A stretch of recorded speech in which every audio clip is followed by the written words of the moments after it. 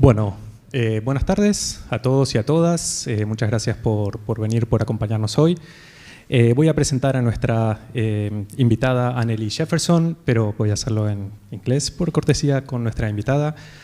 So, on behalf of the Santiago Mind Cognition research group, which I coordinate together with my colleagues Francisco Pereira and Juan Loaiza, and the PhD program in philosophy here at Universidad Alberto Hurtado, it is my great pleasure to introduce our distinguished visitor, Professor Anneli Jefferson.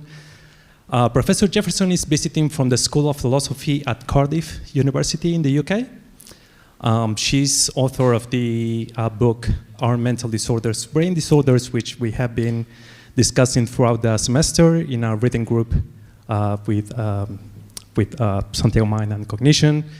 She's also editor of the collective volume of Values and Virtues for a Challenging World. Is that okay? I'm not sure. We discussed that title so much that I can't remember okay. what the final version is. I think that's correct. It's roughly. Okay, certainly. and she's also author of great many super interesting papers in the philosophy of psychiatry, philosophy of psychology, moral philosophy, and the intersection between all those areas. And today she will be talking about theories of blame. The talk is titled, There's No Accounting for Blame. So she will be giving the talk, and then we'll have some time for Q&A. And I will also say this in Spanish. Si tienen preguntas que prefieren hacer en español, eso también es una posibilidad que puede funcionar. Preferimos que nadie se quede sin hacer una pregunta. Podemos intentar hacer una traducción. So I was just saying that if someone has... No, okay. I got that. Okay. Well, thank you so much, Anneli, for being here, for coming over. We're so happy to have you. And the floor is yours. Okay. Can everybody hear me okay? Good, excellent. Thank you so much for having me. I'm thrilled to be here, and I will not be talking about psychiatry today at all. I will be talking about accounts of blame, and it's going to be a very negative talk because I will be talking about recent projects to have a unified account of blame and why I don't think this works. Okay, so I will start with some examples to get us thinking. So there's a lot of different things that we call blame, and I'll just give you some examples. So the first one is Miranda brought her cookies from home, is back at university, and while she's gone, her flatmate eats her cookies, and she's very upset, and she takes her flatmate to task and blames her and tells her to her face that this is a terrible thing to have done and that she shouldn't have done that. One case of blame. Second one, you might have picked up on this in the news recently. There was a Republican rally at Madison Square Gardens, and there was a comedian who talked about Puerto Rico and called it an island built on garbage. And that had quite significant blame repercussions because all Democrats, but also some Republicans, condemned this behavior and blamed this comedian and also Trump for having him there. Second case of blame. Third case of blame. So you might pick up Hannah Arendt's Eichmann in Jerusalem and read about how Eichmann organized the deportation of people to concentration camps, and that might make you blame Eichmann for his opportunistic evil behavior, and that's an instance of blaming the dead. And then here's another instance. Theo wanted to get promoted, and he needed his boss's support. His boss supported him rather half-heartedly. The promotion didn't go through, and Theo is now resentful, blames his boss, but he does not do that to the boss's face because of the obvious power asymmetries between Theo and his boss. So he just sits there quietly seething and blaming his boss. So the question is whether all these kinds of different things and activities, and sometimes it's mental activities, sometimes it's interactive, communicative activities, are the same kind of thing and can be captured by one account of blame. And I'm just going to click through this and then talk about it. So there's been a recent proliferation of accounts of blame, and I'll just give you some examples. So the thing that started me thinking about this topic and about whether we should have a unified account of blame is David Shoemaker and Manuel Vargas's recent paper on a costly signal theory of blame, and I will be talking you through some of that later. Then slightly older, but still this millennium, we have George Scherer with a fairly minimal account of blame. Then in 2022, Douglas Portmore introduced what he modestly called a comprehensive account of blame. And Brink and Nelken have recently introduced what they call a core and syndrome account of blame. I'm not going to be talking about that one because I find it less clear what exactly, whether it falls under the kind of project that I'm criticizing. And so the question is, why do people want a unified account of blame? So one is that it might be useful for explaining what blame is. We just want to know what blame is. Another one is that you might want to have it for delineation disputes, what falls under blame and what doesn't. And a third one is that you might think that if you want to give a justification of blame, it's important to first clarify what blame is. So it's very important for what I'm doing to realize that these people who are giving accounts of blame, at least the ones I'm talking about today, are not at the same time giving a justification of blame, but you might plausibly think that if you want to think about whether blame is sometimes, always, never justified, you're going to have an account of what it actually is. And depending on what you think blame is, it might be harder or easier to justify.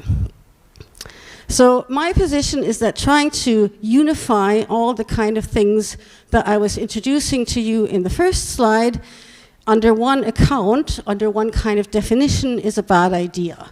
And the reason why I think it's a bad idea is because I think it's almost always gonna, if you have a substantive definition, leave out some of the cases that we have in our pre-theoretical intuitions about what counts blame in our language use.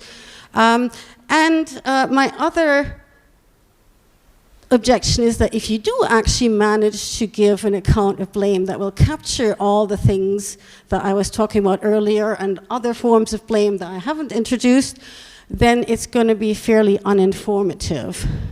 Because it's obviously always possible to give some kind of definition that will lump together quite a disparate set of activities or phenomena, but that might not actually give you anything substantial and worth having. And so my claim is that that's the case with blame. Okay, so here's a plan. I've introduced you to what I'm doing, and now I'm introducing you to how I'm doing it. So I'm first of all going to have a brief methodological section, which is going to be a bit nerdy because I get very excited about these kinds of things, about what accounts or definitions are trying to do, and I'll give 3 different possibilities of what you're doing. One is conceptual analysis, one is real kind analysis, and one is conceptual engineering. So I'll quickly talk through what these are at the beginning, and then I'll talk through why I don't think any of those works. So first I'll talk about conceptual analysis, because I think most of the extant accounts are best considered conceptual analysis, though they don't explicitly, card-caringly call themselves, call what they're doing conceptual analysis. And in doing so, I'll talk through Shoemaker and Vargas's account briefly, and also briefly through Portmore's definition of blame, the comprehensive one. And then I will talk about real kind analysis, and what I'll do is I'll do a reinterpretation of Shoemaker and Vargas, because it's possible that it's more charitably understood as a real kind analysis, where you give it a functional account of what something is. I'm not sure what the beeping is. Okay. And explain why I don't think that works either. And then I'll talk about George Scher's account, which I think does kind of work, but falls on into the other trap that I was describing, which is that it's very thin and therefore not as informative as we would like it to be. And then I'll talk about conceptual engineering accounts of blame, and there I won't be working through examples, but give some general considerations of where that stands. And then I'll just wrap up, and we will discuss what you have to say about what I have to say. Okay, conceptual analysis. I'm just going to put this down. So, conceptual analysis used to be like the thing all philosophers did, and you're drawing on the existing usage of a term or concept, and what you're trying to do is capture existing usage. So as part of conceptual analysis, that it's conservative, that it tries to preserve current use of a term. And what it then also tries to do most of the time is provide necessary and sufficient conditions for category membership, for being the kind of thing that falls under that term. It has, as you will all be aware, been somewhat discredited, partially through Quine's attack on the analytic-synthetic distinction, also Wittgenstein on family resemblances and the way concepts hang together in a way that doesn't lend itself to necessary and sufficient conditions. There's also work in psychology about prototype theories that you could also think of as a criticism for the possibility of conceptual analysis. So one thing that I think we need to be aware of, that even though there's a certain amount of skepticism about conceptual analysis, it hasn't gone away. We still do it all the time. So why do we still do it all the time? So I think one of the reasons is because it's especially if you're giving necessary and sufficient conditions, it's a tool for demarcation disputes. So as Federico mentioned, I also work in the philosophy of psychiatry, and Wakefield has put forward a harmful dysfunction account of mental disorder, and this is very nice for me because he explicitly says that he's trying to capture our pre-theoretic understanding of disorder in his account.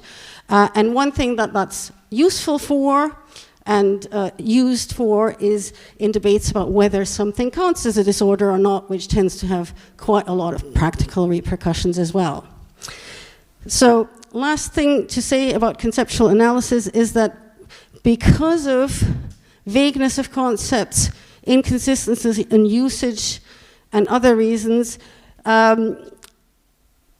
if you're going to give necessary and sufficient conditions in your conceptual analysis, there will always be some revision. So I don't think it's possible to do conceptual analysis that is also an analysis that provides necessary and sufficient conditions without a tiny bit of revision, but you can try and keep it as minimal as possible.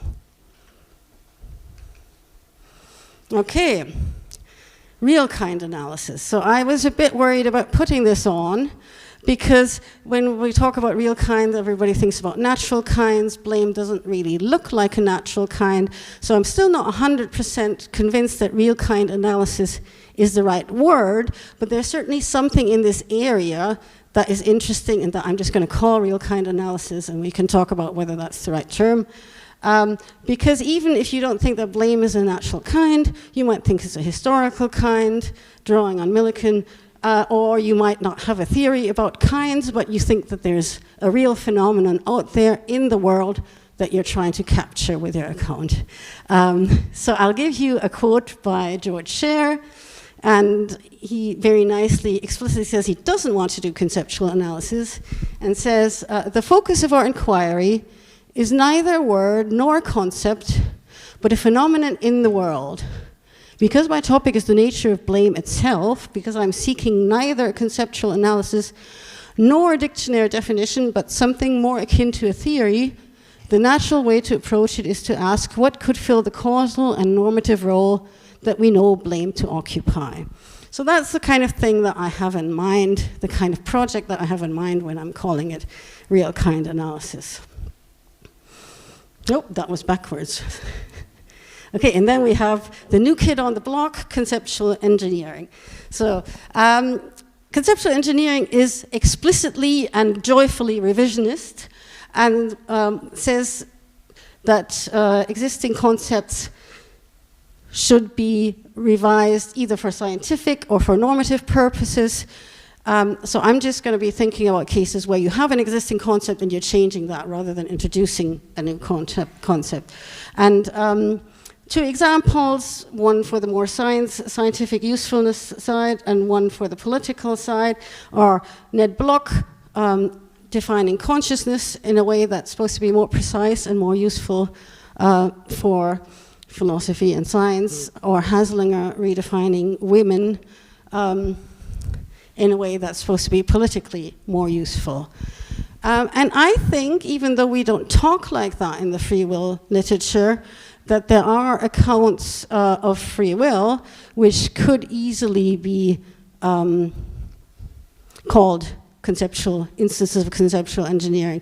So if you have an account of free will that's explicitly revisionist, and you say, we're going to have to give up on some of our intuitions about free will because they're never going to come out true and they're not compatible with other intuitions, then we have, then I think what you're doing in giving a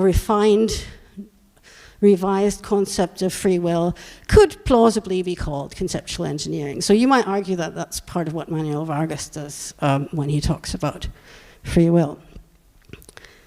Okay. So, quick note on what I won't be talking about, even though it's sort of hovering in the area. There's another approach that Miranda Fricker has endorsed, and Michael McKenna in a forthcoming book is also leaning in that direction, which are prototype or paradigm-based accounts of blame. And they explicitly give up on necessary and sufficient conditions and say, well, what we have are these key cases, which are paradigmatic cases of blame, and then we have a bunch of other cases, and they have some commonalities, some form of family resemblance, but it can't be cashed out in necessary and sufficient conditions. And that's, and it also then means that you're not trying to say, here is what has to be true of blame, and if that doesn't, and anything that falls under that definition is blame, and anything that doesn't isn't blame, because that's not the project. It's not what I'm going to be talking about today. Oh, I have a problem with the directions. Okay. So I'm going to now give some general considerations why I think there's a problem with conceptual analysis, and after giving the general considerations, I will talk through two cases. So if I'm lucky, you're going to be convinced by the general considerations, but you might think, oh, maybe she's just not thought about it carefully enough. Then I'll give you two cases which I don't think work. Obviously, that on its own wouldn't work either, because if I didn't give you the general considerations, but just two accounts of blame that I think are unsuccessful, even if you agree with me that they're unsuccessful, you might think, well, but there might be a third one that's successful. So the general considerations and the examples are sort of supposed to work as a package. Okay, so the funny thing is that even everybody who's giving an account of blame starts by saying how heterogeneous blame is. So everybody agrees that there's not much unity in what we call blame. And that holds even when you get rid of the easy cases, because one thing we call blame is causal blame. So for example, I might say, I blame climate change for the recent floods in Valencia, and that is not a moral form of blame, that's purely saying what I think was causally irresponsible. So we can sort of agree that that's out of the picture, but even if we agree on that, I think there's still a lot of heterogeneity to contend with. There is also a common factor, so if I had to come up with a common factor on the hoof, then I would say that all forms of moral blames are reactions to perceived wrongdoing. But, I mean, that's not telling you an awful lot. And it leaves out much of what's interesting and problematic in blame. And the other thing is that many philosophers, this is both in writing, but also anecdotally, distinguish between at least two kinds of blame. So one are more mental acts, judgments of blameworthiness, and the others are directed, communicative, sometimes punitive forms of blame. And when I say communicative, I mean it could be the kind of case that I was talking about with the Trump rally, where it's communicative in the sense that you're condemning it very publicly, but you don't necessarily have to be talking to that comedian and get onto the phone to him. So there's different forms of directed blame there. But it's a public action in the world. Okay, now I'm going to have an argument from language, and I'm very pleased to be here because you're not native English speakers, so that's excellent. I'm also, well, I grew up bilingual, but my first language is German. So one thing that you may be aware of is that not every language is like English. So English uses the term blame both for the expressed blame and for blame judgments. But the fact that there's one word doesn't necessarily mean that there's only one category or only one phenomenon. And if you're doing these things in German, it gets very difficult to do the kinds of things that I do when I'm doing philosophy in English, because you have, I'm just going to give two, there's more than two, I'm giving three there actually. You have different things that you could use when you're translating blame. So you have jemanden tadeln, that's roughly telling somebody off, and it's second person, so addressed to somebody you're talking to. Verurteilen is actually more general than blame in some ways, but it's roughly like condemn, and it's often third personal and expressed. Could also be second personal, but I think more commonly third personal. And then jemanden die Schuld geben, that could be expressed, but it's primarily a blameworthiness judgment. Okay. So when I was working on this paper before, I talked to lots of people with lots of different languages. So I got some Danish as well, but I could never remember any of that. But I did also talk to a Spanish friend and said, do you have one word for blame, or do you have different expressions and it's impossible to translate blame as it's used in English one-to-one into Spanish? And so what he came up with for me is three different forms of blame, kinds of blame, translations for blame.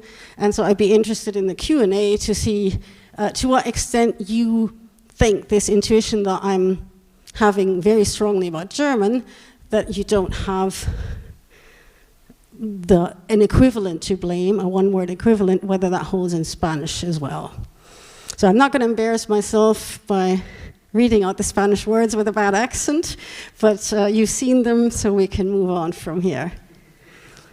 One more thing, and this is a bit of a dig, but I'm still going to say it because I also think it's interesting.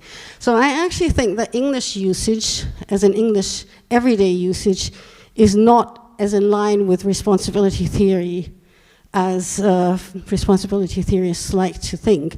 The reason why I'm saying is that because in talking to people who don't work on blame, so I presented an earlier version of this paper to a bunch of philosophers of science, because it was quite heavily on the function theory there, and they said, well, when we hear blame, we think of those internal ascriptions of blame rather than these interactive things. And I think that one thing that's happened in the literature, and this is sort of a sociological observation, is that because coming from the free will debate, we're so concerned with the punitive forms of holding responsible and blame, we've sort of come to think of this communicative blame that's often painful to receive as a fairly central case when it often doesn't translate quite so easily into everyday English ways of speaking. Okay. So I've given you some general considerations against conceptual analysis. Now I will go into talking about Shoemaker and Vargas. So they came out with a paper, and I should preface this with the admission that I admire both of these philosophers greatly. I know them both. I sent them both my paper. But they wrote this paper about costly signaling, and it really, really annoyed me. So what they're doing is, first of all, for context, they don't say, oh, we're going to do a conceptual analysis of blame. They're saying everybody else has got blame wrong. We're going to get blame right. And the reason why I'm first of all going to read this as a conceptual analysis, even though that's not their official commitment, is because one thing that they stress about what's the problem with other accounts is that they get the demarcation wrong. So they say that other accounts of blame generate a lot of false positives and a lot of false negatives. What do they mean by that? So a false negative would be an instance that of an action or a judgment that your theory would categorize as blame, but that we intuitively wouldn't think. Oh, no, sorry, other way around. False negative is you say that's not blame according to my theory, but we would all think it's blame. So theory says it's not. Intuition says it is. And an example for that would be that if you have a reactive attitude account of blame, you might say somebody who coolly and unemotionally reads about the Puerto Rico story and says that was the wrong thing to do and reflects badly on that person and he's blameworthy. The reactive attitude account would have to say if you're not angry, if there's no resentment, then that's not blame, but intuitively a lot of us think that it would be blame, so that's a false negative. A false positive would be something that your theory would count as blame, but we wouldn't intuitively. So I'm a consequentialist about blame, and so one objection I often get, and I don't agree that that's what follows, but I'll give it to you as a false positive, is that if blame is about influencing people or agents, then why isn't it the case that if I tell my dog, bad boy, in order to stop him from doing what he shouldn't be doing, that counts as blame as well? So that would be a false positive in the sense that my theory would say that's blame, but intuitively we don't think it's blame, on a slightly oversimplified understanding of my theory, obviously. So I'm taking this strong concern with providing conditions on blame that get the pre-theoretical extension right as a reason to think of this as conceptual analysis. And what they then do is they try to do better. And they give us the following definition, which I'm going to read out to you, and then I'll explain what exactly it amounts to.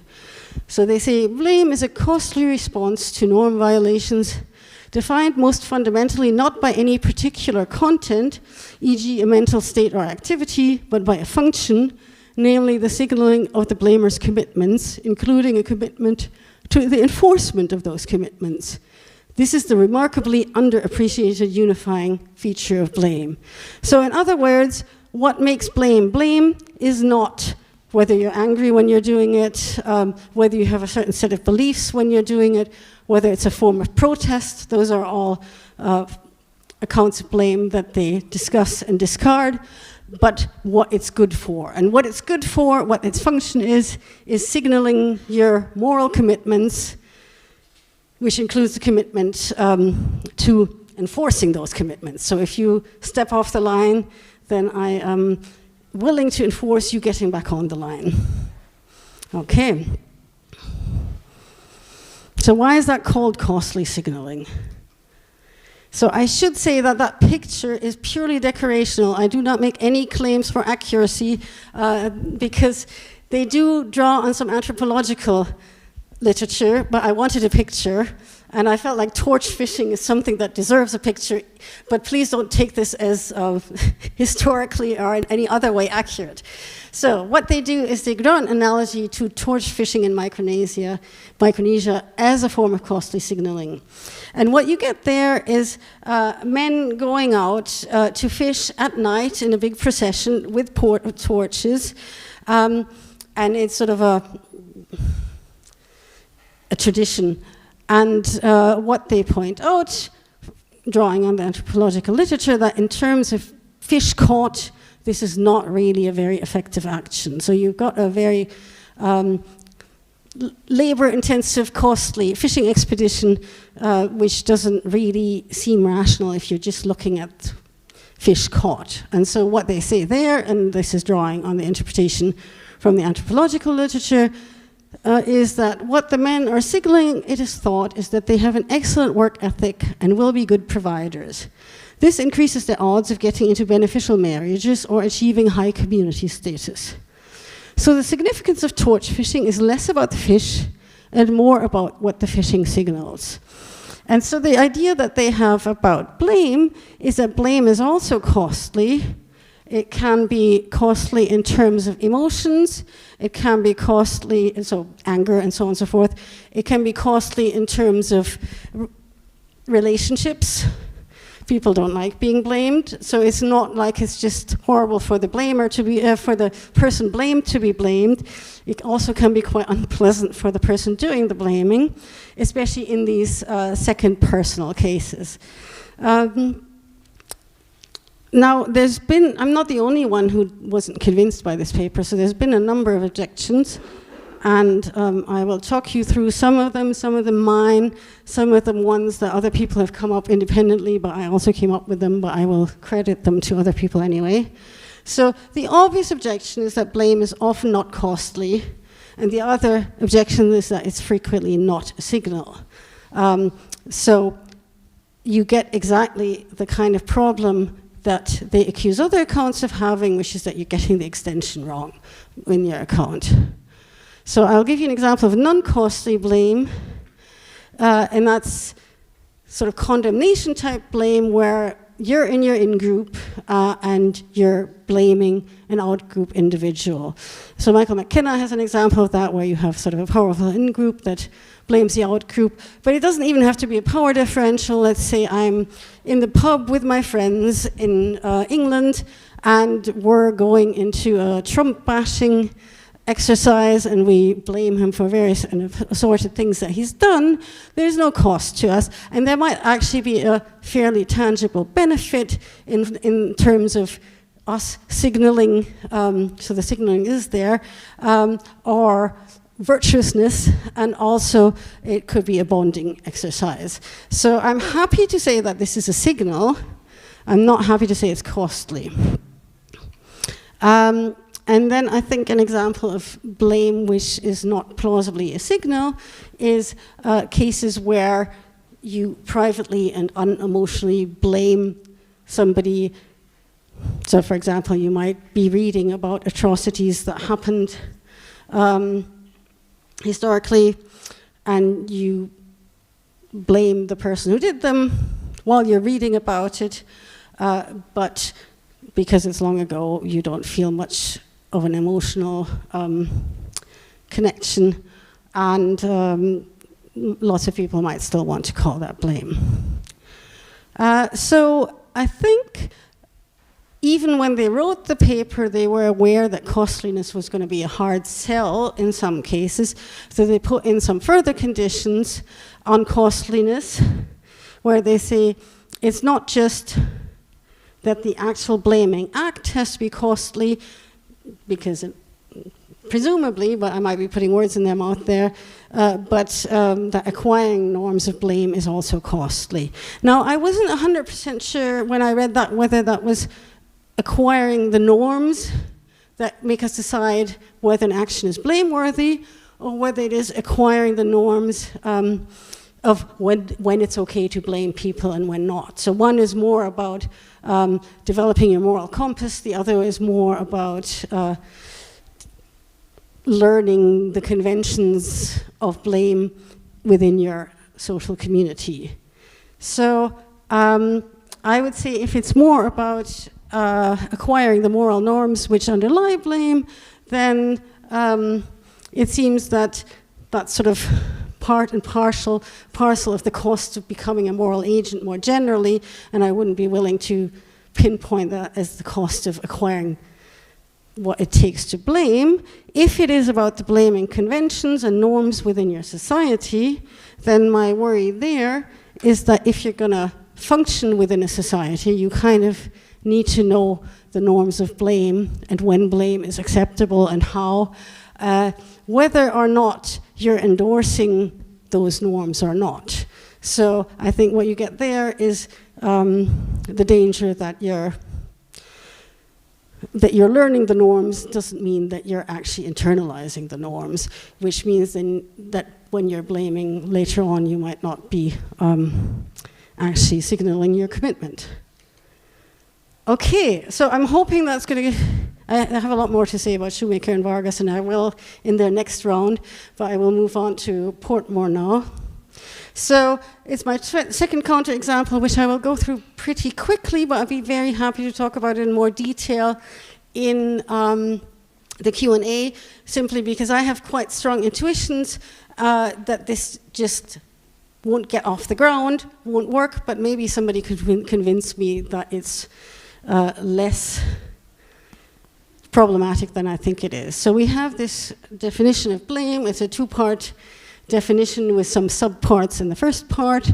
So S, this is what it takes to be blaming somebody. S has some set of mental states that represents T as having done something, B as having violated a legitimate demand and fying, and C as not having suffered all the guilt, regret, and remorse that she deserves to suffer in the recognition of having violated this legitimate demand.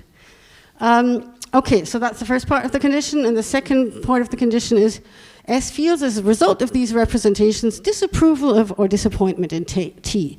So that is supposed to be our account of blame that includes all cases of blame, and I just couldn't get past C, which is why I think that's problematic. So C suggests that when you're blaming somebody, what you're at the same time committed to, or is that that person should be suffering a certain amount of guilt, regret, remorse, and that's part of your blaming response. So my first reaction to that is that we, most of the time, are quite happy to blame people when we have no idea what their mental states subsequent to their bad action were. So a lot of the time we don't know enough about the situation. And I think he's got a response to that, but I'm not sure how good it is, because what you might say then, and he says things along those lines, if I remember correctly, where you might say, well, yes, but if you know that somebody's done something wrong, and then somebody tells you, oh, but he's suffered great pain of remorse for the week afterwards, then that tends to diffuse your blame. So then the question is, and I would agree with that that's often the case. And then the question becomes, is the fact that there's a sort of defeater enough to say we can take that into the condition? And I think not, but I'm happy to discuss further. Okay, so we've looked at two cases of conceptual analysis. I've given you some general reasons why I think they don't work. I've given you some specific accounts that I think don't work. And for precisely the kinds of reasons that motivated at least Shoemaker and Vargas to put forward a unifying account in the first place, that they didn't get the extension right. So I thought, well, maybe a real kind account fares better because it's less committed to conservatism. You're happy to ditch some of the pre-theoretic intuitions. And I also earlier raised this initial worry that nobody thinks of blame as a natural kind like gold, for example. And maybe blame is just what we call blame, so why think we can give some kind of substantial account of what blame is? But I think that's maybe a bit too defeatist. Maybe there's still a robust phenomenon that we can pin down and give an account for. So I actually don't think that, but I'm being the devil's advocate here. Okay, and it's also really, really interesting to think about a way of reading Shoemaker and Vargas as a real kind account, irrespective of whether that's what they were trying to do. And I think it's also a charitable reading. So you might think, well, what they're giving us is an explanation of what blame is, the essence of blame, and that is its function. And the thing that makes this particularly interesting for me, even though I don't think it works in the end, is that it gives you at least wiggle room for a new interpretation of cases which don't initially seem to be instances of costly signaling, because the nice thing about function accounts is that you can have a function without realizing that function. So if you say the function of the heart is to pump blood, and you have a dysfunctional heart, then it still has that function, it just can't perform that function. So this is one thing that's fairly familiar from the philosophy of biology, but also psychiatry, that dysfunction allows things into a functional category even when they're not performing that function. Does that make sense? Is everybody happy with that? Okay. Well, there's always a Q&A if worst comes to worst. So that then gives us the option that maybe cases that don't look like costly signaling, either because they're non-costly or because they don't signal, are cases where blame malfunctions. So it could still have the same function, but it's going wrong in this case. So that means you can still have it in the category, but it's sort of a defective case, if you like. And I think there is something to be said for it in some cases. So the one that I was talking about earlier, where I'm sitting in the pub with my friends and doing my Trump bashing, you might think that that's a case of blame going wrong, because it's not really about your moral commitments anymore. It's more about, reinforcing the in-group and signaling your values, but they're not sincerely held. So it looks like it might work on that account. The problem is that other cases aren't quite as amenable to that kind of interpretation. So I think, for example, private blame, where you're sitting there and blaming somebody in the comfort of your own home without communicating it, either in a costly emotional way or in a more detached way. That doesn't look like something that initially had the function of costly signaling and is somehow gone wrong. So that's sort of a counterexample, and then there's a more theoretical problem which is related, which is how to sort the functional from the dysfunctional in a non-question begging way. Because basically what you're doing, if you're doing it like this, if you're being uncharitable, having been charitable, I'm not going to be uncharitable, is to say, well, I'm giving this function, and I'm just going to call whatever doesn't fit my definition dysfunctional, even though pre-theoretically we might not have the intuition that that's dysfunctional at all. So that's why I don't think that works either. So I'll look at another kind of account now, which is the one by George Scherer.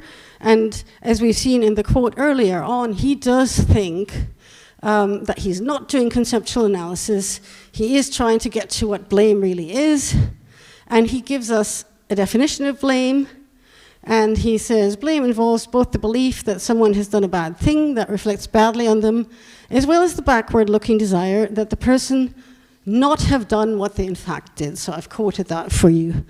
And I think that gets some of blame right. I actually think there's nothing wrong with it, other than that I think it's too thin.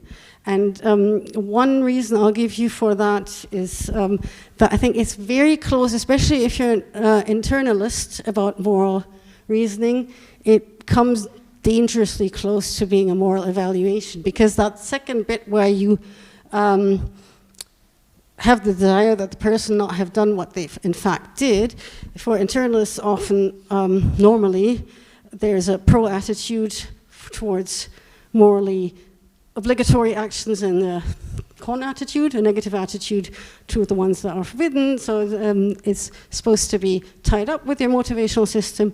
So it's, to me, looking like we're getting dangerously close to something that's not that different from moral evaluation. But if I was in a forced choice scenario where somebody said, Anneli, you're going to have to pick one of these accounts because that's all there is, then I go for sure, because at least he's not wrong, even though I think it's not that informative. So just in terms of informative, and also in terms of what I was saying about the goals of an account of blame earlier, and I'm not sure this is an objection rather than a more general consideration. So one, anecdotally, Dirk Perboom, who's famously anti-blame because he doesn't think there's any substantive moral responsibility, was quite happy to endorse Scher's account of blame.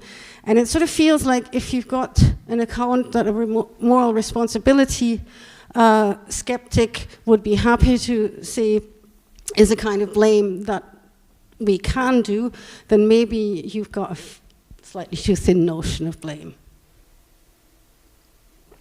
Okay. So we're getting to the end. I have no idea where I'm in the time. Let me just check. Oh. Okay. So, conceptual engineering. So you might think conceptual engineering is the way to go because it's explicitly revisionist. So you can just kick out everything you don't like. I don't think it's quite that easy. I should say I'm not a big fan of conceptual engineering to begin with, but that's by the by. So I think conceptual engineering is only in the business of giving a unified account of blame if the suggestion is that you're replacing everything that we currently call blame by your conceptually engineered account of blame. And what that means is that you might find something that works well and gives you everything you want, and you might not worry about having left a lot of stuff behind because you're a conceptual engineer, so you don't have to preserve the extension. But given that I've said earlier that there's at least two forms of blame that are fairly robust, sort of the more judgment type and the more act and interaction type, it seems you're going to leave something behind that's worth keeping if you do conceptual engineering. And so I think that if you're going to be doing conceptual engineering, you might have to split your blame concepts. That could be an option. So you could say, okay, it would be more useful if we had three kinds of blame, but then you're no longer doing the kind of project that I started out with, which is giving a unified account of blame. And I think this is hopefully going to be slightly clear if I compare and contrast it with conceptual engineering about free will, because there the situations are different. Because you're saying, well, we want something where we can actually say that exists free will, whereas nobody doubts that the other things that we're calling blame exist and that they deserve an account. So you're in a different situation with your conceptual engineering, where with free will it makes more sense to replace wholesale with blame, and it makes more sense to split if you're going to be doing conceptual engineering. So I would say that successful conceptual engineering will at best only give us an account of some of what philosophers call blame, sort of a subset, and also of what the folk call blame. Okay, conclusion is going to be very short. We have looked at different ways of providing a unified account of blame. I have given you some reasons to believe that none of them work. And I am going to conclude that we should therefore not try to subsume everything called blame under one definition and category. Thank you very much for your attention.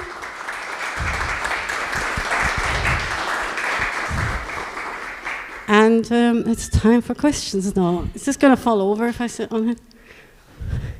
Oh, let's get some water.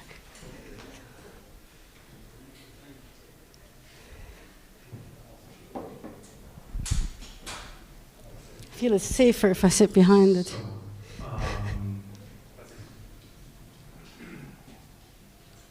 Thank you, Anneli. Well, I don't work in the area, so it's just a clarification question. Can you say a bit more, because when you were talking about Cher's account of blaming, you criticized him, saying that his account was like too thin, in the sense that we don't have a concrete distinction between blaming someone and morally evaluating someone. So my question is that what are the connections or interconnections that you see between blaming and morally evaluating? But from a common sense point of view, at least what I call commonsensical point of view, it seems that blaming usually involves morally evaluating someone. Yeah. So where's the sort of distinctive point? Yeah, so that's why I was saying it's not wrong. So I think what he gives us is something that's always going to be part of blame. And so he gives us sort of what you might call minimal blame. But then a lot of what goes on in blame that responsibility theorists are interested in is sort of further down the road in terms of how you react to the person, how that shapes social interactions and so forth, so the expressed blame. So that's why I would say if you can give that kind of account, but then you're going to have to give a second kind of account of that kind of thing, which would be the account that I personally would be more interested in. But I would think that what Cher says probably goes into is sort of a part of all kinds of blame. Okay, because I was thinking like in very particular cases, I mean, correct me if I'm wrong, but I was thinking perhaps in a case in which you, for example, I can blame my son, my, I don't know, 6-year-old son for doing something, in the sense that I apply the retrospective desire that you mentioned, but I'm not really morally evaluating him, for example. So that might be borderline cases in which morally evaluating and blaming come apart. Yeah, okay. So that would be another worry, that you might have cases of where even that's too demanding. Yeah, let me think about that.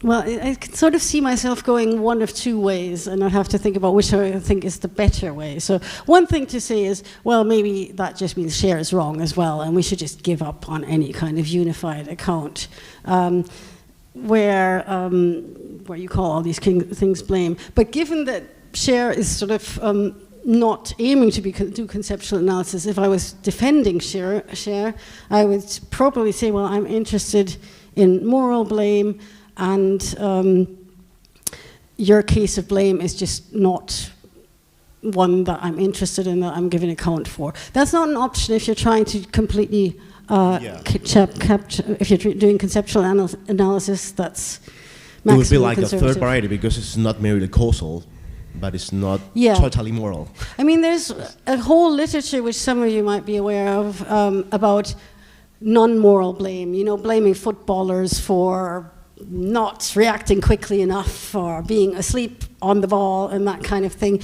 or blaming artists for kitschy art when they could be better. I mean, that brings in a whole host of new problems. So let's just keep our problem still unmanageable, but slightly more manageable by talking about moral blame. But it seems like your case, at least if they did something bad, let's say they smashed the vase by being intentionally careless. Exactly. It's at least in the sort of moral ballpark, let's put it like that. Okay. So it's not like he disappointed you playing football. Yeah, I agree. Thank you. No, it wants.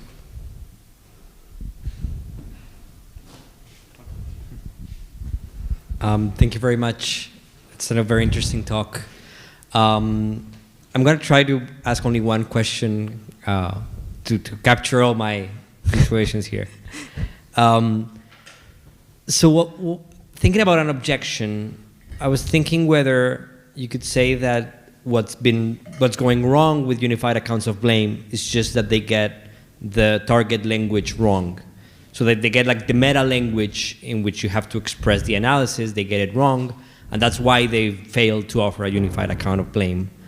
And I see that argument going in two directions. So first, you could say, for instance, yeah, English might not be a good meta language to carry out that project, either in terms of conceptual analysis or even conceptual engineering, because they don't have the right concepts to make the right distinctions. But the project is still something worth pursuing. It's just that you don't have the proper concepts yet in that language. And second, maybe you're also trying to, as you present these projects, maybe they're trying to capture a unified account of blame under a very strict conceptual structure, especially because you cash out conceptual analysis as providing necessary and sufficient conditions. And I thought you could say, well, just relax the conceptual structure here. So try to come up with a proper meta language and maybe like a prototypical concept structure to capture what's going on with blame. And then you end up with a sort of unified account of blame that overcomes a lot of the strictures that you're putting against Shoemaker and Vargas. I don't know if that could work at all. Yeah, okay, good. So I think that this is not something that I'm putting on them. I think this is something that they buy into themselves. So that's part of the reason why I spent so much time talking about the false positives and the false negatives, because the whole motivation of the project in the paper, and quite a bit of time is spent on it, is to say we have all these different things we call blame, but at some level they're all the same thing. Everybody else has got what unifies them wrong, and then they say they have to do fancy dancing whenever some weird exceptional cases that don't fit the theory come up, and we're now going to try again and we're going to do better. So I think it is very much the project of giving unified condition of what we call blame in English, and of being able to say this pre-theoretical case fits my definition, this one does, and this one. So that's, I think, just, I might be wrong, but I think that's a pretty fair and accurate interpretation of what they're trying to do. Now you're saying, well, maybe a better thing to do would be to go prototype theory, and I do mention that option as something I don't discuss just because I'm discussing these points. So I'm quite tempted by that because it's a bit, it's just a bit more permissive, and it doesn't get you into the same kind of problems where you have to say that just because this is a particularly salient aspect of blame that we care about is something that applies for all cases of blame. I haven't yet made up my mind whether I think it really is the right way to go, or whether the right way to go is to go even more neutral, if you want, and say, we have a bunch of things we call blame. Here's a subset of things that we call blame that have a similar structure and can all be categorized in this and that way and are morally interesting for this and that reason. So that would be even more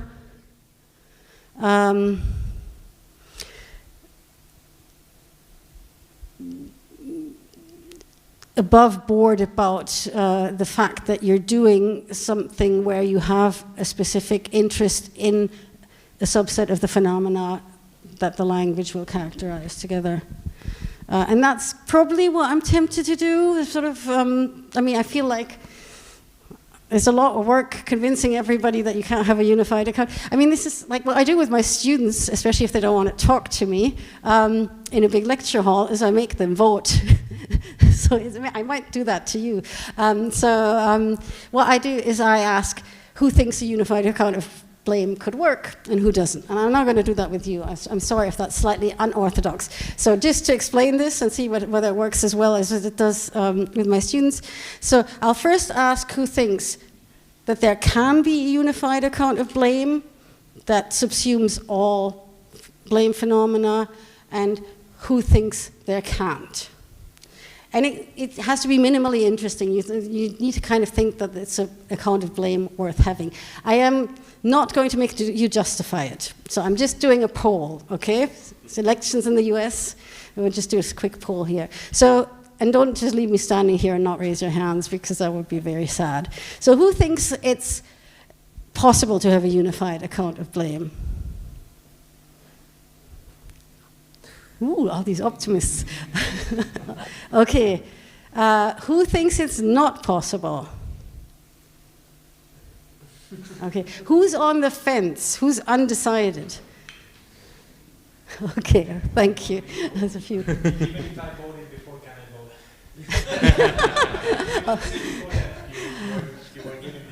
vote? I always do the undecided when I feel like I haven't had all the hands. It's a trick. Okay, good. Yeah, thank you. So yes, it doesn't look like I've completely convinced the whole room, but that's okay.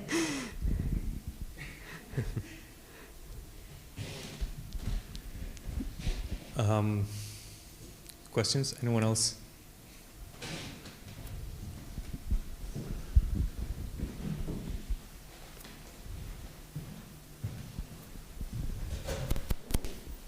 Okay, yes, thanks for your presentation. A disclaimer first, I'm not a philosopher. Worst, I'm a sociologist. But I'm interested in these topics on moral issues, so that's the reason I came. So I have a question about what you called the second type of analysis, which is the real kind analysis. And I think, maybe I'm wrong, that you are treating that as a kind of a conceptual analysis, which I think is it's not right, because if I understood you well, the backbone of the real kind analysis is defining blame as a function, or finding a functionality, the functionality of blame. So in that case, I think the scope of methods that you can use to study blame widens a lot.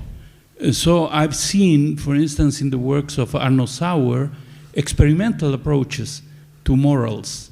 So I was wondering what kind of methods, beside conceptual analysis, do you think you can use to study real real type of phenomena? Yeah, interesting. So I'm not, so it's not meant to be conceptual analysis, but that's partially because of the lack of commitment to having the extension stay steady. So in terms of other methods, I sort of feel like a lot of the methods you might use in order to get at so if you want to get at what blame does as a function, you kind of need to, and if you want to do some experimental work on it, you need to have a pre-existing definition of blame. And in that case, and then you can do a lot of other things. So you could sort of, for example, see whether blame makes people behave better or whether it just makes them resentful, or whether people really think that somebody is morally committed to the things that they blame other people, to the norms that they blame other people for violating or not. So there's a lot of experimental work that you can do then. But you can only do that once you've decided what you're going to count as blame does not. So I think there's a certain amount of conceptual work, to put it a bit more differently, but to some extent, yes, conceptual analysis that you cannot help but do if you're going to then decide what it is that you then want to do more experiments and more research on. Thank you.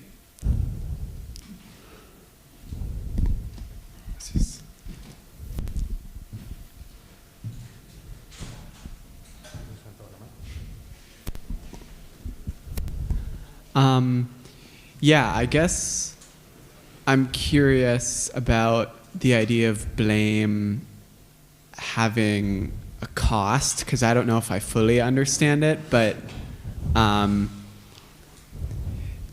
don't know, just has it been considered maybe, like you used, you know, the example of you being at the bar complaining about Trump as not having a cost, but maybe, you know, as someone from the United States, like maybe it does have a cost in terms of us being stressed and like taking our minds off, because I think a lot of times blame can make people, you know, worked up even when they can't do anything. So maybe, I don't know, has there been stuff said about having a broader definition of a cost to blame?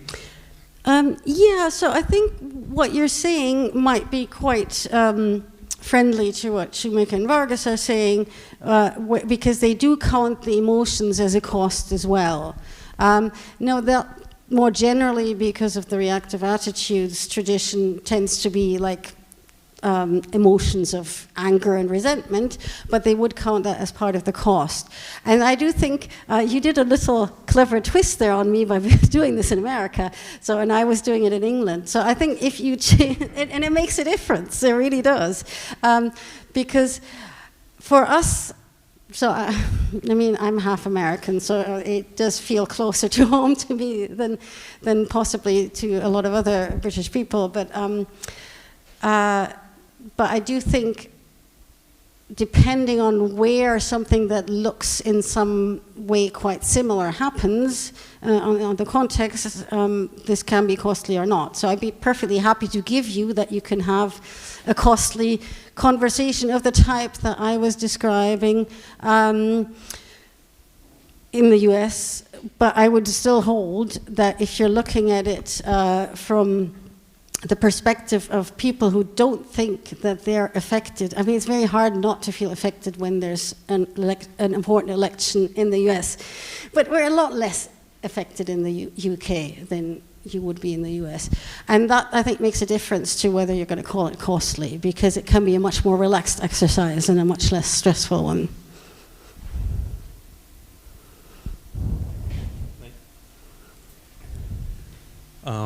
Okay, I will go looking around the room, but I will insert a question of myself. So I believe my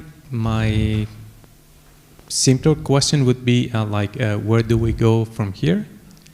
I mean, you mentioned, I will frame it differently. You mentioned at some point that you would favor a consequentialist theory of blame?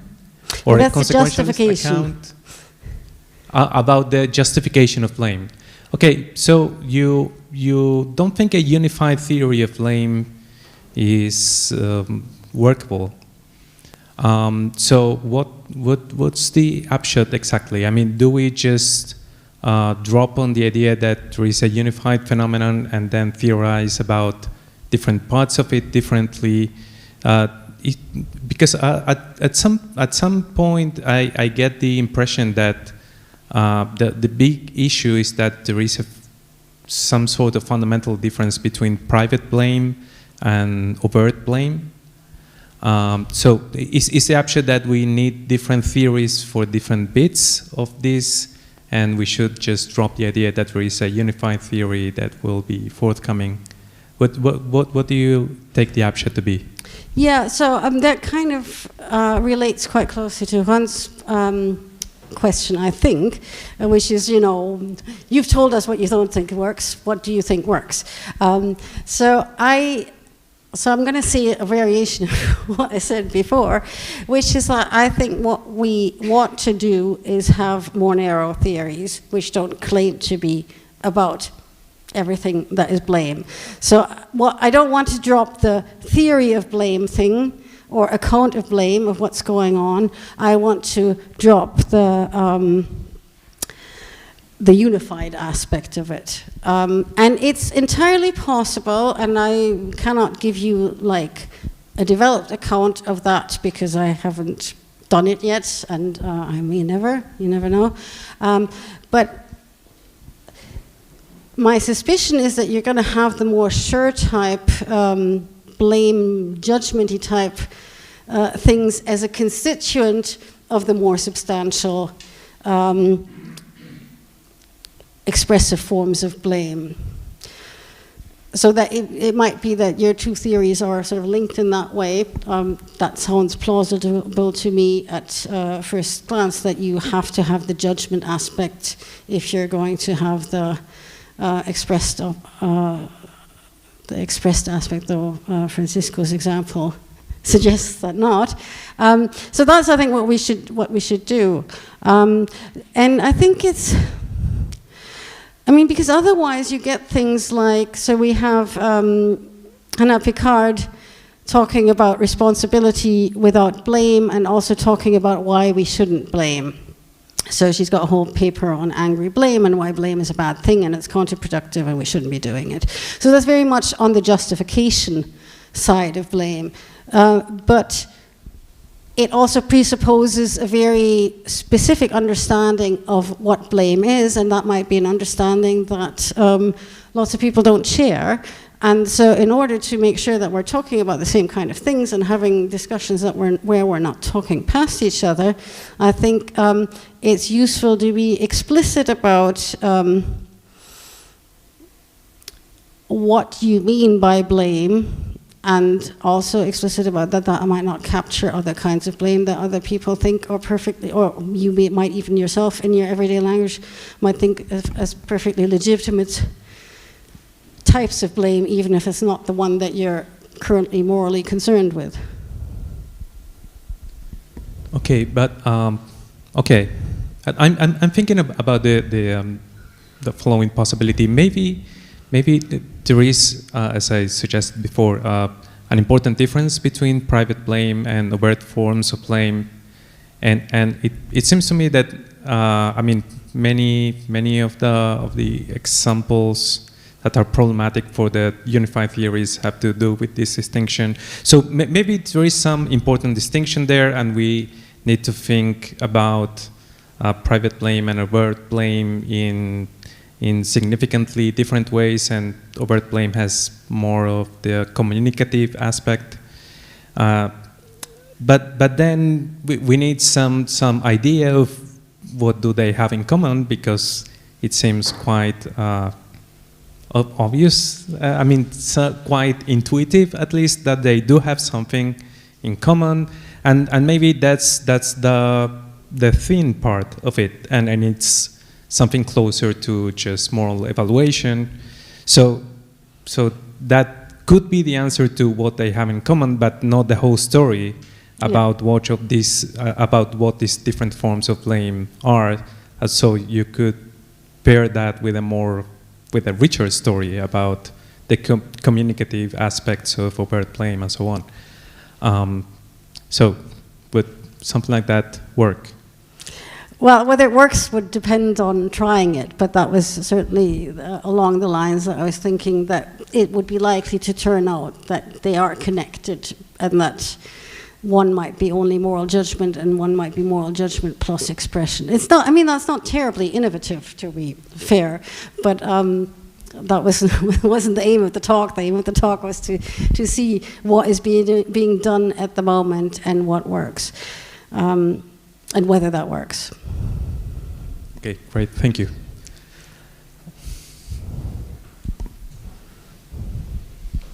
Thank you so much for your talk. I'm glad you brought up that there's something intuitive about what may link all these blames. Because I found it very interesting that at some point you brought up a test of false positives, false negatives, and it seems to be that the test is like, okay, we want a theory of blame, but it has to check out with our intuition. I thought that was very curious that that comes at the end, the question of intuition.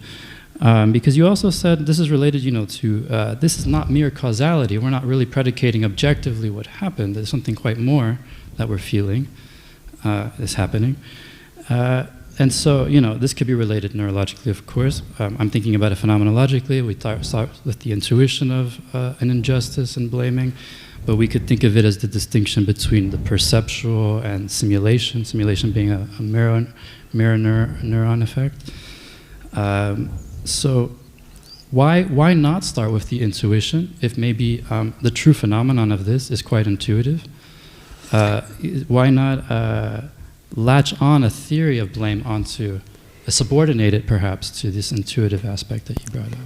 Yeah, so I think it's not the case that I think there's a problem with latching onto your intuitions. So this was more of a presentational thing where I presented the theory first and not how people get to the theory. So I'm assuming that what people do, certainly what I do when I think about what blame is that I look at my intuitions and then I try to, and my intuitions of this is an instance of blame, this is an instance of blame, and then you try to abstract away from that to see what do they have in common. I mean, that's your classic conceptual analysis, really. It's not very, well, it is very exciting, actually, and it's very difficult, even though we sort of poo-poo it a lot these days.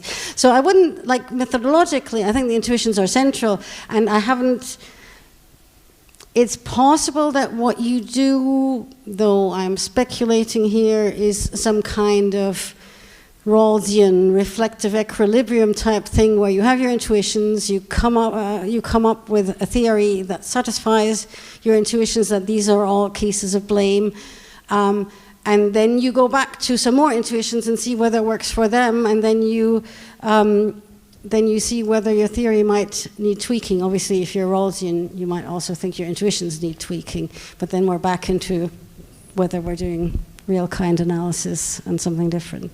Yeah, so I think intuitions are very important. We're all sort of in this area of moral philosophy very heavily drawing on intuitions. So I think that was an artifact of the order of presentation, that they came later in the presentation, but they don't come later in people developing theories of blame.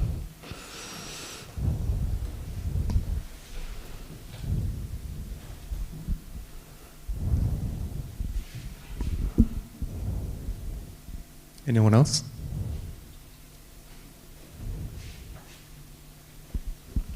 Francisco's already had a turn. I will try to make my question in English.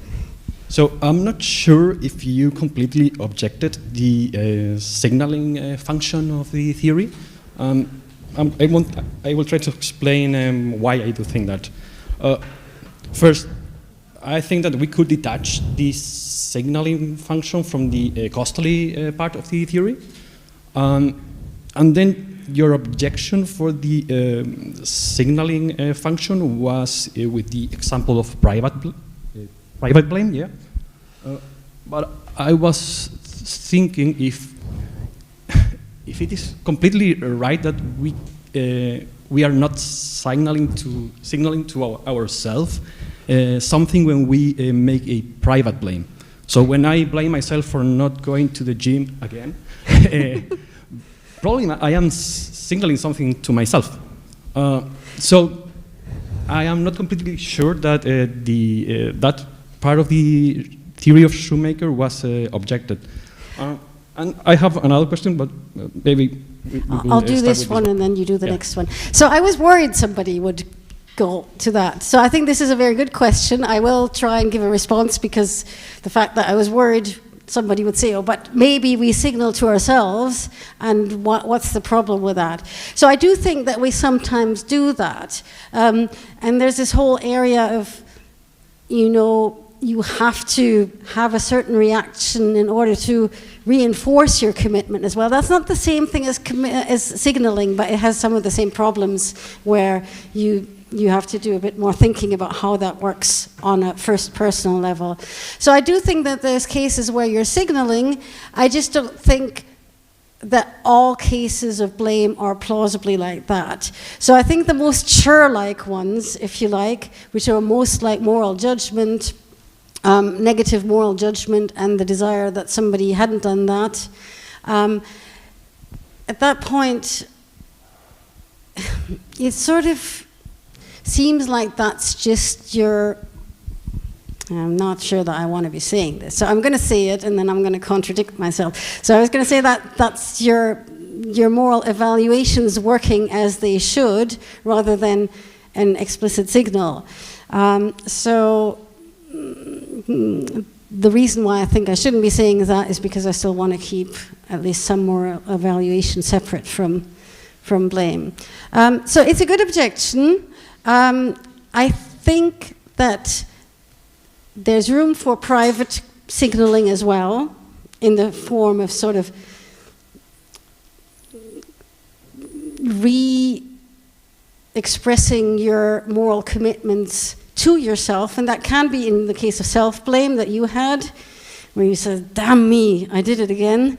But it can also be in the case where you sort of feel like if you weren't outraged at something that happened, then you wouldn't be committed to the values that are being violated in the case. Yeah, I don't want to go into any political examples right here. No, but think about a war situation where horrible things happen to children and you don't blame. Then there's a worry that both that your moral system isn't functioning as it should, but also that you're not reinforcing your moral commitments. So I am sympathetic to that. I do think that you have borderline cases which just are forms of moral evaluations. And I'm also happy to just say costliness doesn't work, and maybe, I mean, it also depends on how close you want to be to the signaling as they understand it. So another way of objecting to this is to say, well, yes, there is a reading of signaling where this is the case, but that's fairly far removed from the one which is very explicitly social that they borrow their analogies from. So yeah, that's three responses. I feel like between the three of them, something should work. Yeah, thank you. Well, my other question is more simple, I guess. Is your position coherent with a pluralistic account, like the one that Shoemaker made in earlier works? Yeah, probably. I mean, does he have because he has a pluralistic account of moral responsibility, or he's got different kinds of moral responsibility. So that's one thing that I found entertaining. This is going to go on YouTube, right? So, hi, David. Because he distinguishes three kinds of responsibility, and then he only wants one kind of blame. And I'm like, well, if you're happy to slice more finely in the responsibility literature, why not do it in the case of blame, where it looks like there's quite different things going on? And I haven't thought about this in much detail, but just off the top of my head, it seems like one avenue of thought worth pursuing is that if you think there's different kind of responsibilities, so for Shoemaker, sorry for those of you who haven't read Shoemaker, he's got accountability, responsibility, which is what we mostly think about when you sort of have to take the rap for your bad actions. Then there's answerability, which I have never quite understood. And what's the third one? The one that's also attributability, responsibility, where your actions reflect badly on you, but the idea is that because of factors beyond your control, you might not be accountable, and we shouldn't sort of give you harsh treatment. And if you think there's three kinds of responsibility, and they're distinct, you might think that there might be a form of blame that goes with each kind of responsibility. that's something worth considering, but then it's also the case that you might then think, but those three kinds of blame still have enough in common that we can have a super category of blame that would still be very useful, and that would be costly signaling. Yeah, that's my answer to that. Thank you. I'm still thinking about when you were criticizing the functional account, you mentioned as part of an objection, if I remember rightly, the possibility of private and emotional blaming. Mm-hmm. So I was thinking about, because I guess it's going to depend on your theory of morality, because you might think that there's always, either directly or indirectly, an emotion involved in blaming. So we have the thought, perhaps you don't feel something, but you have this idea that you would feel awful if you were to do something like the other person is doing. So there's always a sort of reference to an emotional response, either because you feel it or because you think that in that position you would feel awful or something like that. So perhaps I've been too Humean in that sense, but why do you think is that actually possible at all, to have or can you give me an example of a completely unemotional blaming? Yeah, so I was thinking that the fact that you would feel awful in that situation, and I think that's true, and doesn't make that specific instance of blaming an emotional one. So it's sort of similar to the thing that we were discussing with Portmore, where he says, well, this is sort of in the background there, that if somebody suffered enough, then you wouldn't blame them anymore. And I think there's something similar here as well, where you say, well, this was a terrible thing to do. I'm not feeling particularly strongly about it at this point in time, or maybe not at all, because it's, think Hume again, it's far away in time and place. But you would think that if you were in that situation, an emotional response would be both appropriate and forthcoming. Okay, thanks.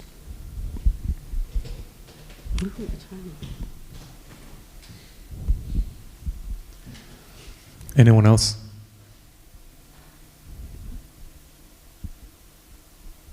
Questions in Spanish are welcome too.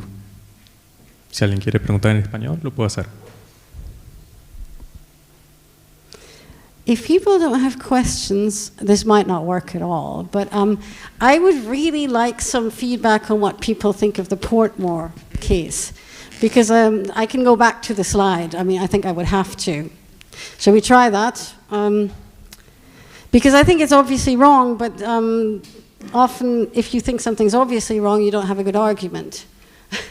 Because you sort of feel like none is needed. It goes back to that point about intuitions.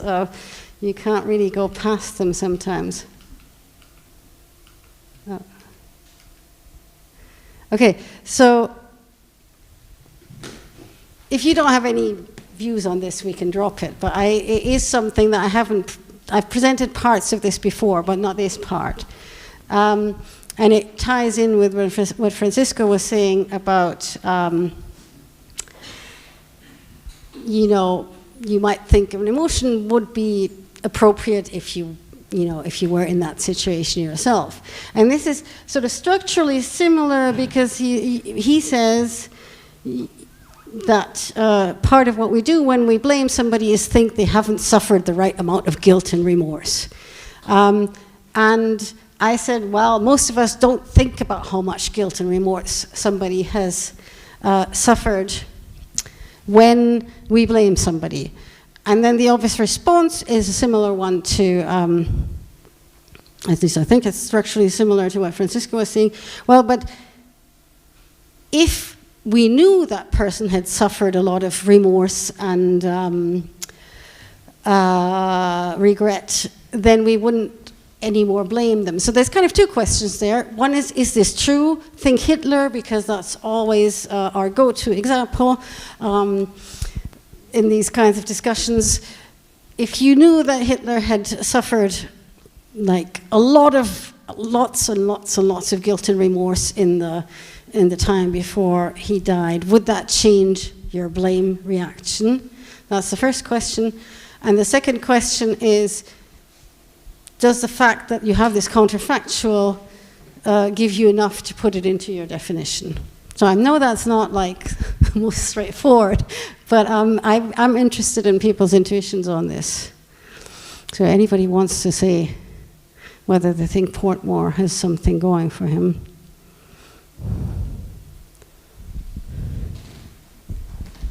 I haven't thought of how the Hitler case, so I was thinking another direction.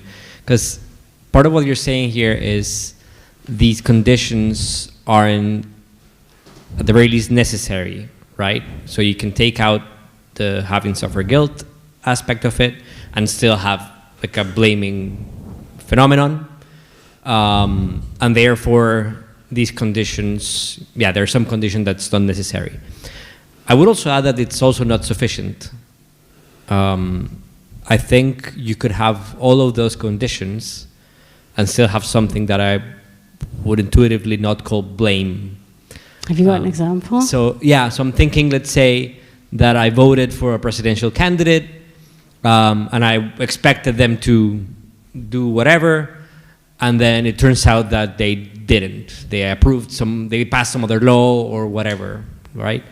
So I have a mental state that represents them doing something that there is a violation to my expectation and to the reason why I voted for them. So therefore, I think B could be satisfied there. I think maybe because they're a politician, they're very insensitive to a lot of things. So I know that they haven't suffered all the guilt, regret, or remorse that might be relevant if I were in that position. And I do feel disappointed. I was like, I shouldn't have voted for them. But that feeling of I shouldn't have voted for them doesn't count as me blaming them in that sense. I think blaming has to do a lot with like explicit practice of calling out someone in some way, even metaphorically. And in that case, I might feel so helpless in that I might not even think about calling them out in any way. I'm just very disappointed in my house. Maybe I do feel I blame myself for voting for them or something of that sort, but I don't blame them, even though those conditions are satisfied. So I think they're not sufficient either. So I'm very skeptical about that account as well. Okay, good. You are thinking he did something more, your fictional politician, he did something morally wrong, or just something you didn't want him to do? It could have been something morally wrong, because if we're talking about guilt, regret, and remorse, there might be some moral tint to that. So I am willing to bite the bullet that it might be even something morally wrong.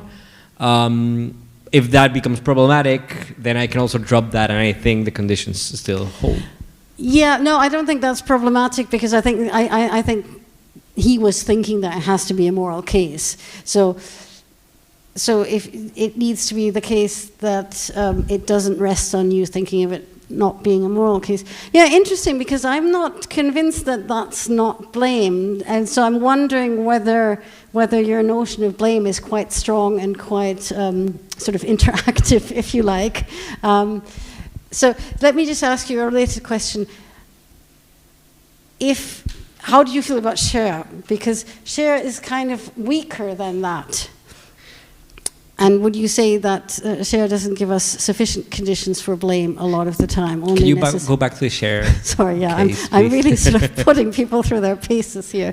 I don't have that literature by memory. Yeah, no, still. it's not a fair thing I'm doing here, but I'm very happy to. But I do have a question that I can put forward, given the discussion. So it says blame involves both the belief that someone has done a bad thing that reflects badly on them, as well as the backward-looking desire that the person not have done what they in fact did. Yeah, but I agree that your argument that's too thin. I don't know if it's only moral evaluation. I do have the intuition that there may be non-blaming things that count as that. So I think that does get the extension blown up too much. So let me I was trying to think of what my intuition is here, overall with like all these positions and what. So we were talking about conceptual analysis. One of your arguments was the distinction between judgments of blameworthiness and directed blame. And I think in my head what I count as blame is the second kind, the directed blame. Okay. In a sense. So if I think about it, okay, blaming is either a speech act whereby I hold someone responsible for something, and therefore if there's no speech act related to that, then I'm not blaming in that sense. So that might be like an interactive account. And if I try to drop that and think of blame more broadly, then as long as some judgment of blameworthiness is sensical, then there is blame. But that would make blame a bit mind-independent even. Not mind-independent. I followed you up to this point, but how does it make it mind-independent? I'm trying to think through this. Because my intuition there is, if there's someone that's blameworthy, even if nobody knows what they did, then there might be still something to the proposition that person is blameworthy, or that person should be blamed if somebody found out. Yeah, okay, I agree with that. There would be something to call blame in a world where that whatever that person did, nobody knew about it, and therefore there was nobody there to blame them. There would still be something to call blame, I think. But I don't. Again, these are just thinking out of my head right now. Yeah, okay. So I'm not following you to the last bit, because I think, I get that there could be cases where somebody's blameworthy and nobody knows that they're blameworthy.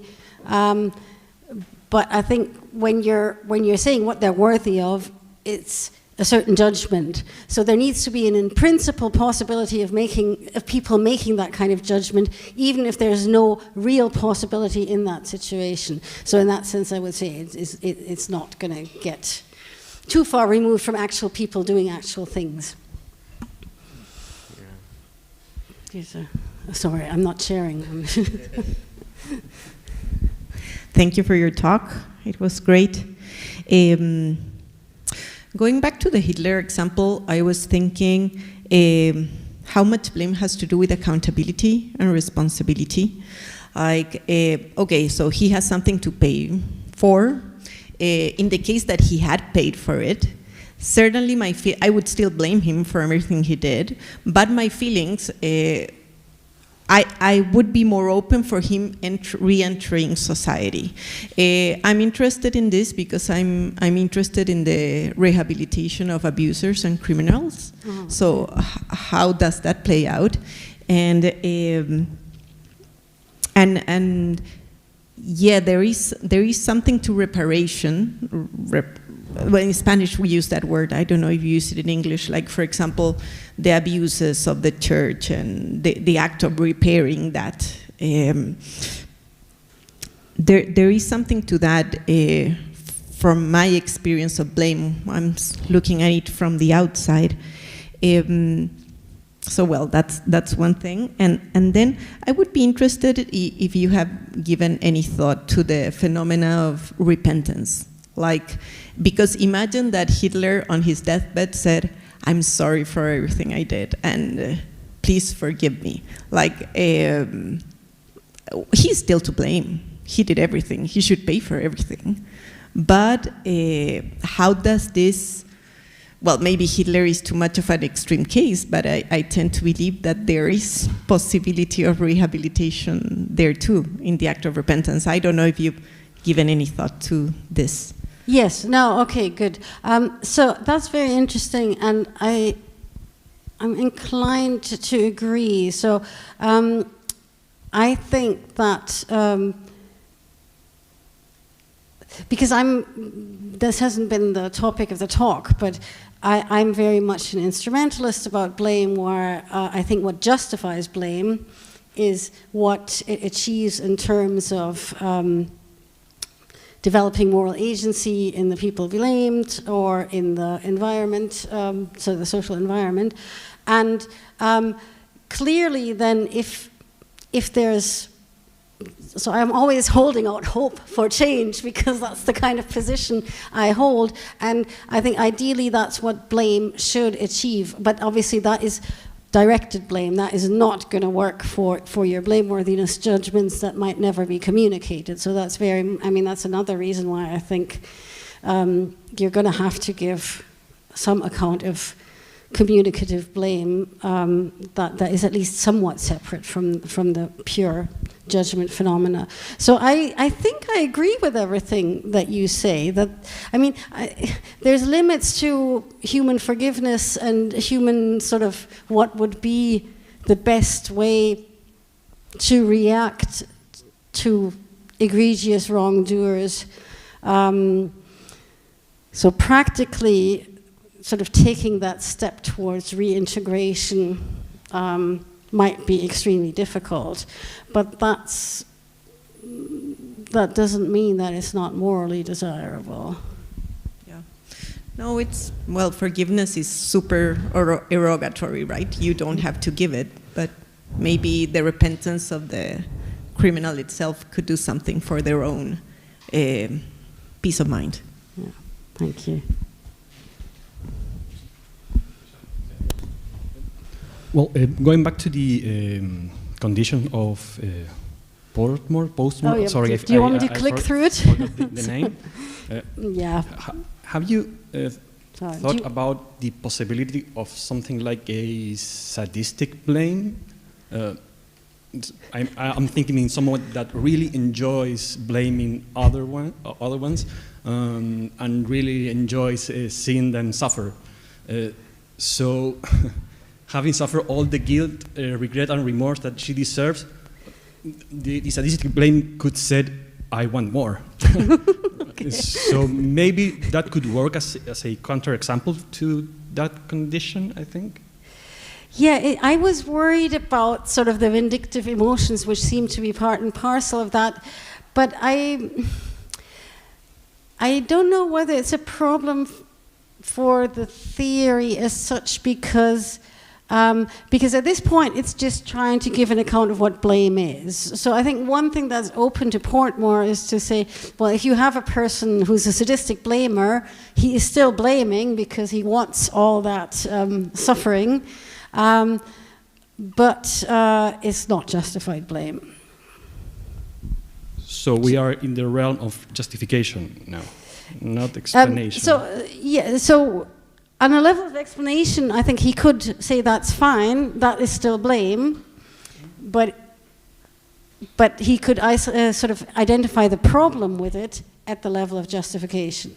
So he could say, well, your sadistic blamer is still a blamer on my account, he fulfills all the criteria, but if I then make the second step and think about whether that kind of blame is justified, then I will say no. Okay. So if then point number one, if we understand that point as a explanation and as a attempt to give a unifying account of blame, we could dismiss the position of Portmore, they say, as that kind of attempt. Yeah, I mean, do you mean his position or the objection to the position? Sorry, it's getting complicated. No, just sorry. The point number one is from Portmore. Yes, yeah. Okay, so if you clarified me that it is a justificatory claim. I actually, now that I'm thinking about it, I'm coming around to your view because, sorry, I shouldn't really be doing that, but I'm also thinking on my feet here. Yeah. So it's one way of reading what you were saying as a problem with the explanatory view, where if it seems like the person is sadistic and really what he cares about is just the suffering and not the wrongdoing, if that's what you had in mind, then I didn't catch up quickly enough. And then I would say that's a counterexample to that being a case of blame, because it seems it's not really about reacting to the wrongdoing, that's just your excuse for saying, here is somebody where I can inflict suffering within the norms of society. or where I can want suffering inflicted, because obviously there it's about wanting people to suffer. So yeah, if that's the interpretation, I would think it's a counterexample to the explanatory view, because it looks like something we wouldn't want to call blame. Yeah. I feel like he should be able to fix that, though, with a bit of stitching. I have, I think, one more thought on Portmore. It strikes me that the account is obviously based in this idea of people deserving to suffer, and so it very heavily leans towards the backward-looking side of the literature, and I'm as we discussed earlier, I'm more inclined to think that there is something deserving the name blame that is more forward-looking in nature, something what Victoria McGeer calls scaffolding blame, where you blame someone not out of perception that the person deserves suffering, but as an attempt to provoke change. So I would think that's like the main drawback of this account. But the paper, I don't remember what the fancy dancing is, because the paper is meant as a comprehensive account. The fancy dancing is a Shoemaker Vargas innovation. So I know. But I mean, in their sense, I mean, what Portmore's answer is to that kind of objection. Yeah, I'm not sure he. I mean, this is a problem when you take different literatures. They don't often they don't react to each other. So, I mean, he has a section in the paper where he then tries to talk through the objections. That's what we all do.